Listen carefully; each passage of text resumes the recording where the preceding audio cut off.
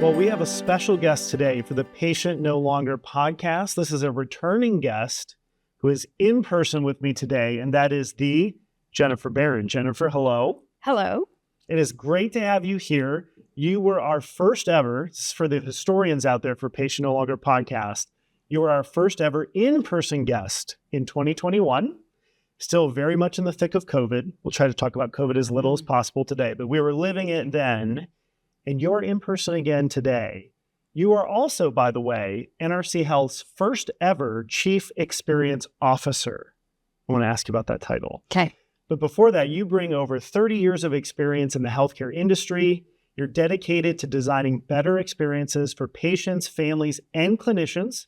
Your previous roles include Chief Experience Officer at UC Davis Health and Executive Director of Experience Design at Indiana University Health, or IU Health. So you've been on the Patient No Longer podcast before. We've actually had some really good conversations. And in the past, in that episode, we talked about the CXO. At that time, there was more CXOs than there'd been in the past. And I asked you about that. And now 3 years later, the trend continues. Yes. As an industry, we have more CXOs now than we've had ever before. And I want to ask you a bit of an existential question about that. Can't wait to hear your answer. What does the X in CXO mean to you? So I can share what it means to me. Sure. And then perhaps we can talk a little bit about what it means to the industry, what we're seeing in the industry. So to me, the CXO role is a vital role in health systems today because the CXO's role is to really see the people behind the processes and to teach other leaders in the organization the art of seeing people and the experiences that they're having. I don't believe there's another role within the health system whose full-time job is to look beyond the actual deliverable and understand the actions, the touch points, the experiences that people have had while they're navigating through that journey. So that's powerful from that role because you're really seeing something that, maybe no one else in the organization is at least specifically tasked to do and maybe not doing it all. What does it mean for this industry having more CXOs than ever, just as a national portrait of healthcare? Yeah, I think I'm going to talk about COVID. I know we said we were going to talk about it as little as possible. Which means we will. But COVID was actually, from my perspective, a catalyst for growing this role. Okay. Experienced teams in general during COVID leaned into organizations in ways they hadn't before.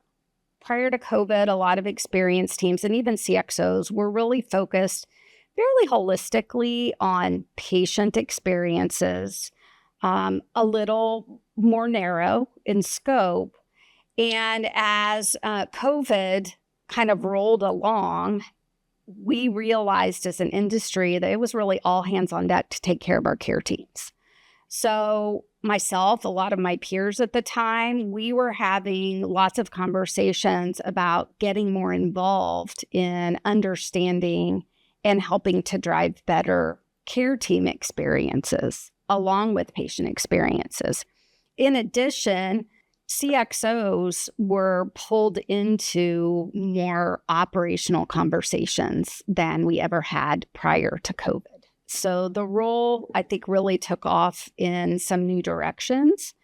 And I saw a lot of health systems actually bringing CXOs into their organization during COVID because there was such a need to focus on the human beings who are coming into the organization, both our care teams and our patients during that really critical and scary time. That's such an interesting way to look at it. And I have an epiphany. Maybe that's a strong word. We'll see what it is. But it's not Chief Patient Experience Officer. It's not CPXO. And what you're talking about is really out of COVID, the widening of what we consider experience, which I think is very interesting when you put that against the consumer experience, people out living their lives, because for them, an experience changed. We were at certain points avoiding the hospital as much as we could, even more so than normal times. We were having experiences like getting tested for COVID in a drive-through, or perhaps getting vaccinated. I was vaccinated at a grocery store. And most consumers considered those experiences. That wasn't happening 5 or 10 years ago. Right.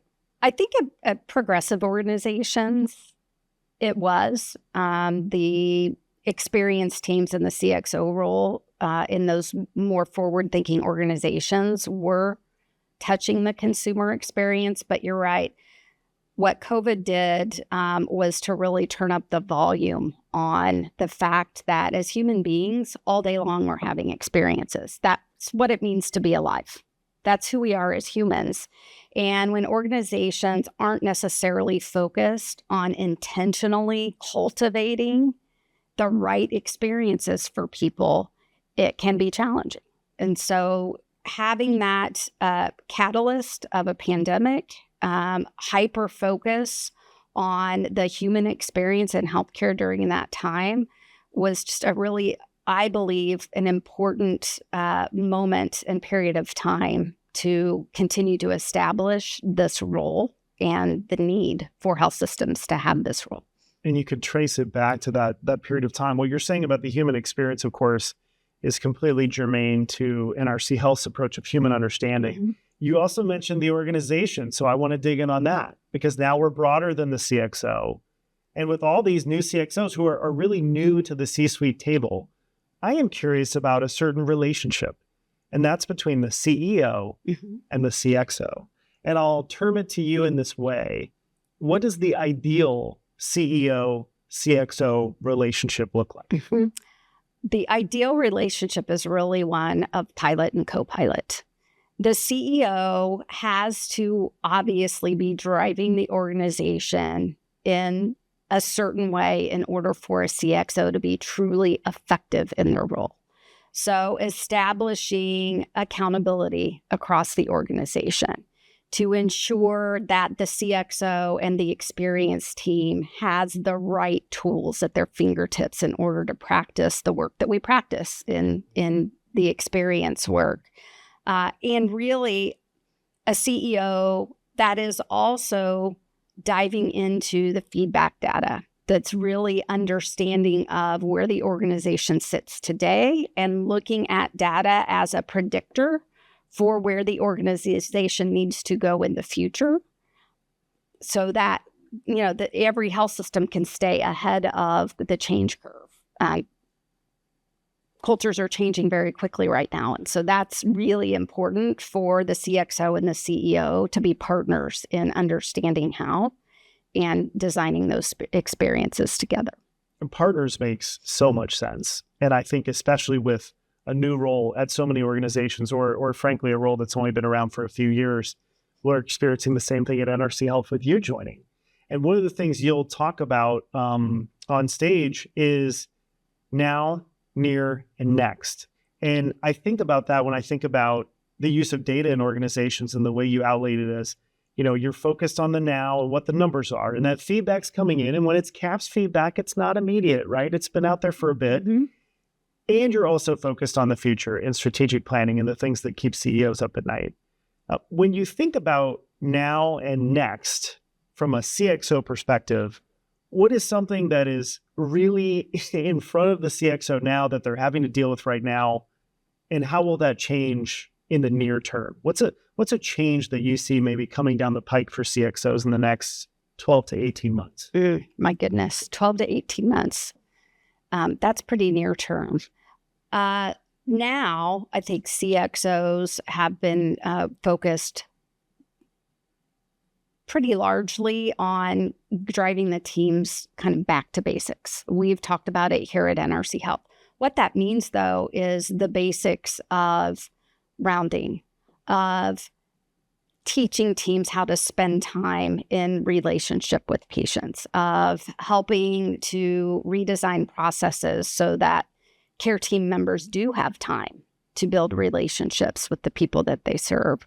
And also spending time, hopefully, connecting with their peers in marketing, in human resources, as they're working together as a team on really looking at what are the experiences people are having today and how do we improve it. Right. As we look at the next 12 to 18 months, AI is the next big wave. And there's lots of conversation around AI, but I think AI will change a lot of the workflows that our care team members currently have.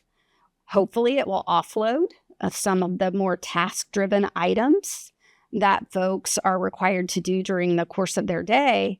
But I think what the experience teams will then have to shift toward is supporting and coaching and skill building with care providers, some of whom for their entire careers have been embedded in these current workflows that now might shift because AI can take some of that off of their plate. So I think there will be a return of communication. I know we're always talking about communication, but what I mean by that is AI will offload some of that communication and actually allow care team members to lean in a different way in that communication and relationship building. So if we take the now, near, and next and go out a little bit further, I'm going to run with this because I love the AI answer. Typically I will ask people about AI. We had a fantastic episode with Paul Coyne, who is Chief Nursing Officer at the Hospital of Special Surgery in New York, about AI on this podcast. And he talked about AI can do some wonderful things. It can take things off your plate you don't want to do. It can free up you to do things you do want to do as a clinician or delivering a patient experience. And then there's technology that can monitor patients and report back and make sure things like falls don't go unnoticed.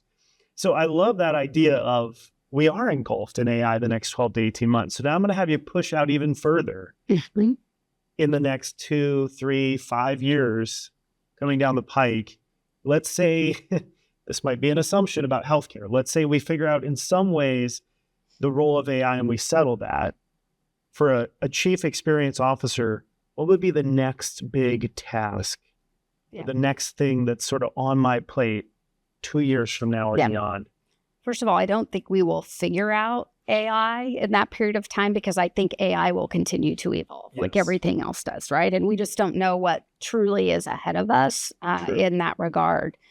But I think really as we are thinking about the populations we serve, as we think about the experiences of our workforce, and we think several years out, we have to really understand the preferences and the beliefs of our younger patient populations and our younger members of the workforce.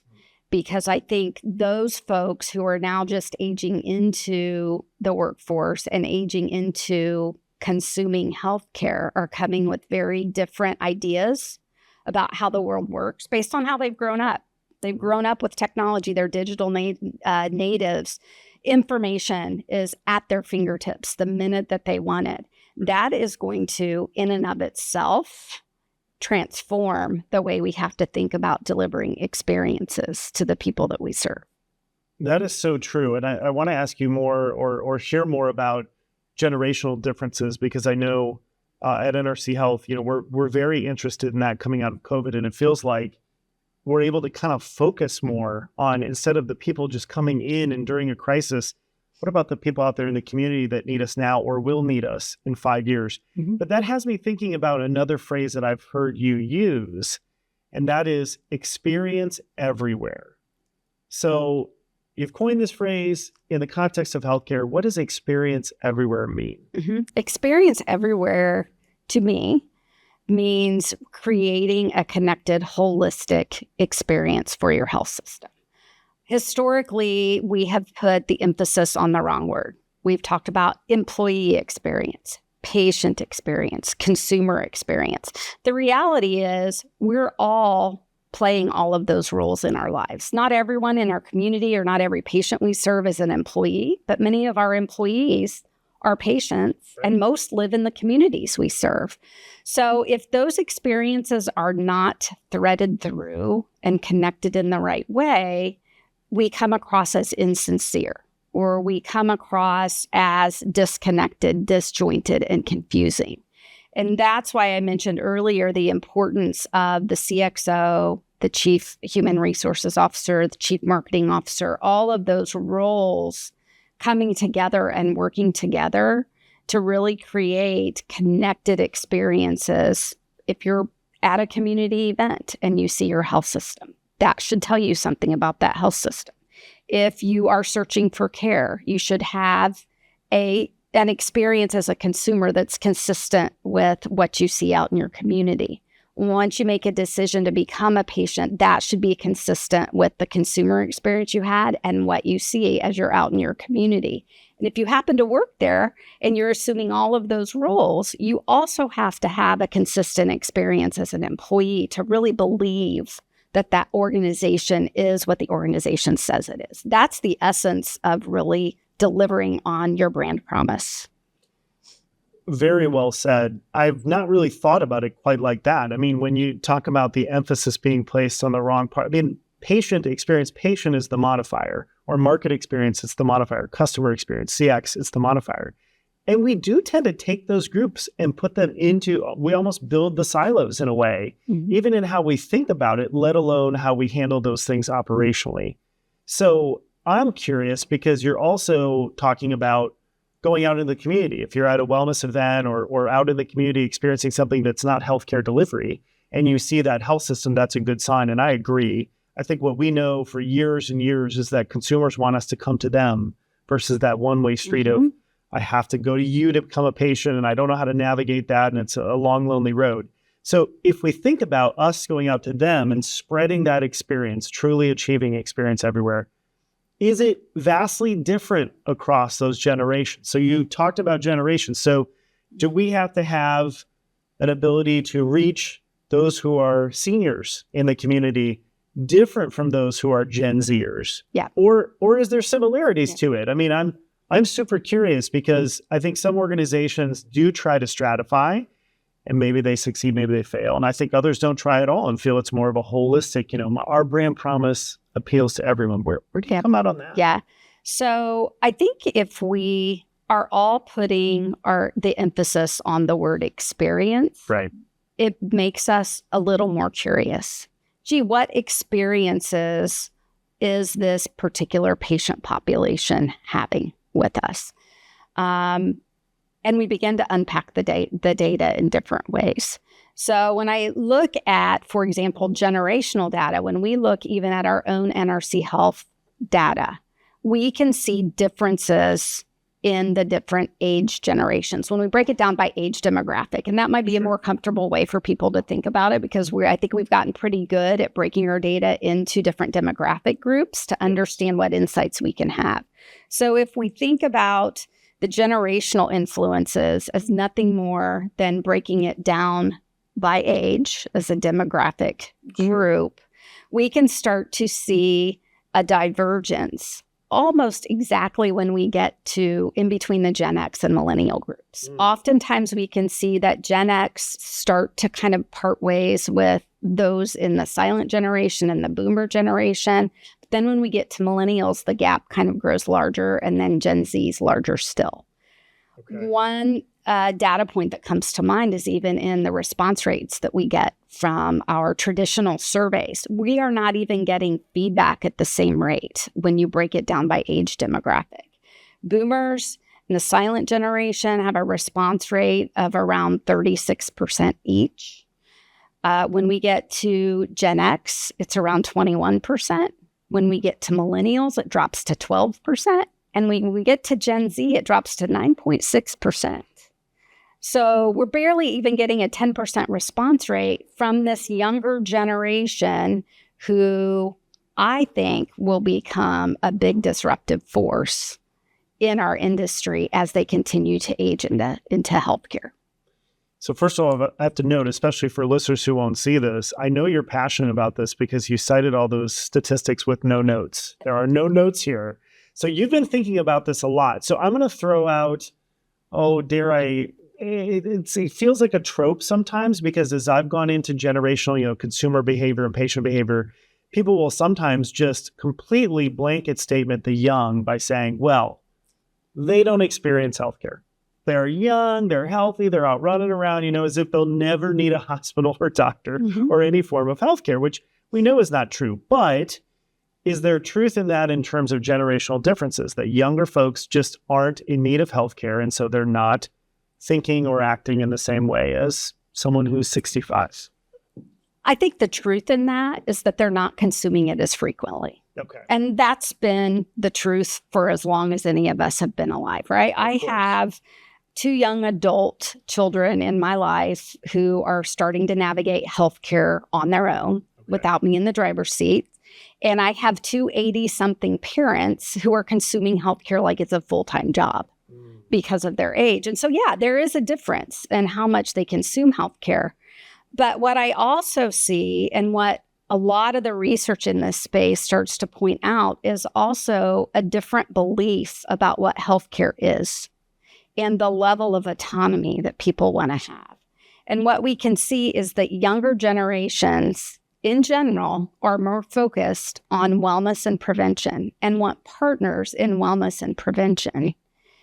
And, older people obviously are consuming more sick care. Sure. Because they're of an advanced age, and that's what happens with all of us. And so I just think and that's the challenge for health systems, right? Is how do you run a business that's doing a little bit of both? How do you focus on wellness and prevention with one set of customers and sick care and that type of care for another set? So to put that idea with a previous idea of yours, I'm now working solely off of your ideas. I'm bringing nothing to the table, but let's see where this goes.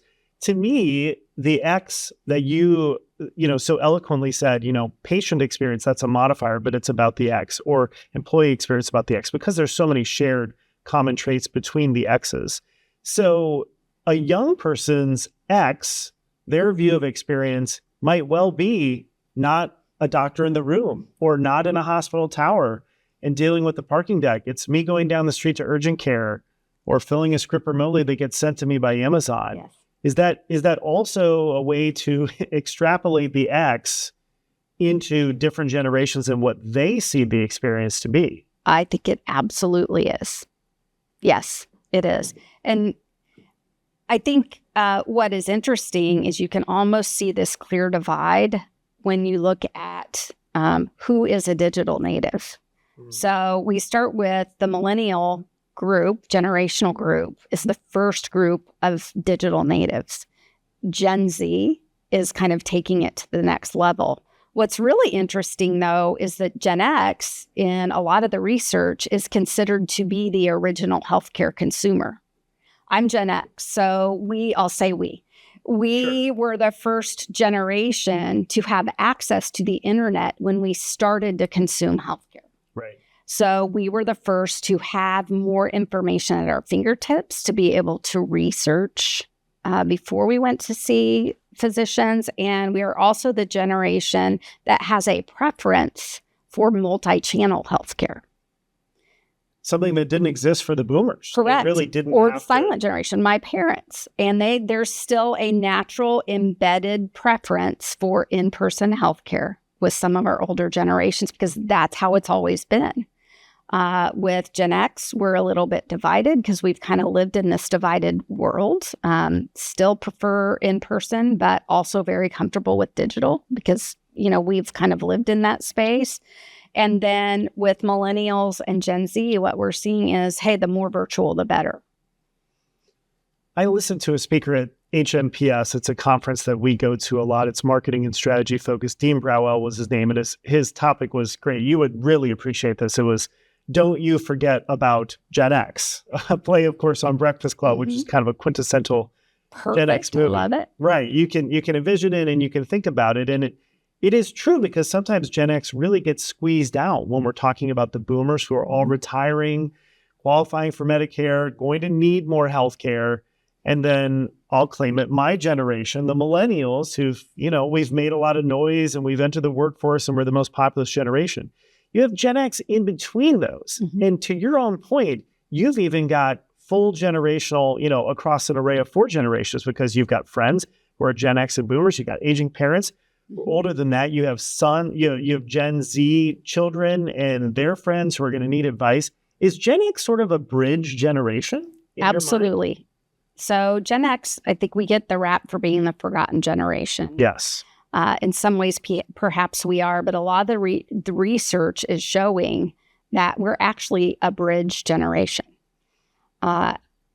bridging kind of the analog days to the digital days of healthcare. And I think that's probably why you see folks in Gen X generation kind of enjoying this multi-platform.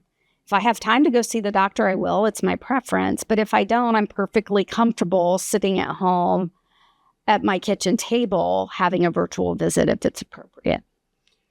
That's such a great point for how the traditional approach, whether it's patient experience or going out and marketing yourself to who you think will be a patient, falls apart. Because you can have a Gen Xer at home who's not showing up on your dashboard, maybe not having a traditional patient experience in the way that they're influencing older generations who are, or younger generations who are. So I love that point. We give props to Gen X. You're getting represented here. So we have not forgotten about you. So at some point in every episode, we break through with a speed round now. So I want to do that now with you. And we've refreshed some of the questions for this season. So I'm just going to rattle these off. And you give me don't overthink it. Just give me your gut. Okay. Dogs or cats? Cats. Okay. Beach or mountains for vacation? Oh, beach. Beach. Okay. Morning person or are you a night person? Morning. Morning person. Favorite TV show of all time? I don't have a favorite TV show of all time, but I am always a sucker for a good rom-com. Okay. I'm with you completely on that. And then last one, I like to pit two geographic areas against each other. So San Diego or LA? San Diego is my favorite city. So it's San Diego every day. As a California resident, that holds extra water. Okay. But this gets me to another angle, Jennifer, that I want to think about because I think listeners who are, whether they're a chief experience officer or not, they all want to improve the patient experience, the employee experience, the entire X experience. In your mind and in your experience in healthcare, which you've done 30 years of, inside those walls, what do you think is the biggest internal barrier or barriers to organizations who want to provide a great experience to patients but fall short? What are the barriers that get in their way? I think there are a couple of key barriers. One is lack of accountability at the leadership level. So part of the experience everywhere, a big part of that is creating experience management philosophy within your organization so that experience management really is a strategic priority. Again, this is really important because our consumers, patients, and workforce are rapidly evolving in their beliefs and their expectations of how to consume any goods and good or service that we consume. So really creating the leadership accountability and making sure that we have leadership development programs that support leaders to skill build in experience management, I think that's a barrier. We don't have that. It hasn't really existed.